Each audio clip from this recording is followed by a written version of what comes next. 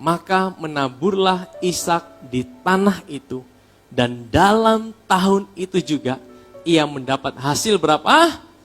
100 kali lipat. Sebab apa? Sebab saya mau tanya sama saudara, Ishak menabur di tanah mana? Tanah yang subur? Tanah yang sudah tidak mengalami kekeringan? Tidak, saudara. Ishak menabur di tanah yang masih mengalami kesusahan.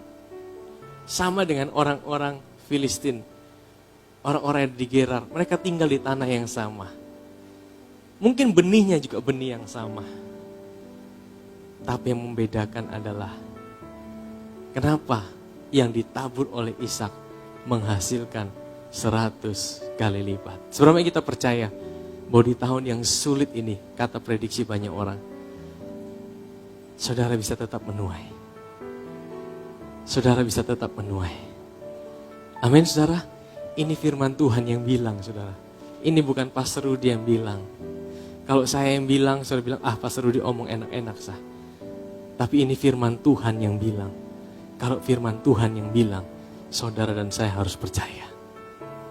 Karena ini Tuhan yang bilang. Saudara, kita percaya bahwa Tuhan kita juga bisa lakukan dalam tahun ini juga. Ia mendapat hasil 100 kali lipat. Sebab apa? Sebab karena Ishak jago, dia ahli dalam tanaman, dia ahli mengolah tanah, dia punya ilmu yang banyak. Tidak, saudara.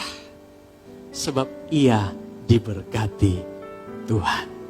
Saudara, kita tahu bahwa kita diberkati Tuhan. Kalau saudara keturunan Abraham, saudara adalah orang yang diberkati oleh Tuhan. Kita diberkati itu bukan karena apa yang kita kerjakan, tapi oleh karena apa yang Yesus bayar dan kerjakan buat kita. Aku diberkati oleh Tuhan. Saudara sadari itu. Dan kemudian apa? Dia lihat ke atas, air yang turun. Ini bicara tentang kesadaran kita. Sepanjang tahun ini, saudara. Ya, bangun kesadaran akan Tuhan yang ada di dalam kehidupanmu. Percayalah kepada Tuhan dan lakukanlah yang baik. Diamlah di negeri dan berlakulah setia. Ayat yang keempat. Bergembiralah karena Tuhan tidak pernah bilang bergembiralah karena jabatanmu naik. Tapi Tuhan bilang bergembiralah karena siapa? Karena Tuhan. Ya. Itu seperti engkau lihat ke atas. Tunduk kepala, masalah. Engkau lihat ke atas, ada Tuhan di situ. Kasih setianya, kebaikannya, cintanya, penyertaannya. Apa yang dia sudah kerjakan, engkau dibangkitkan.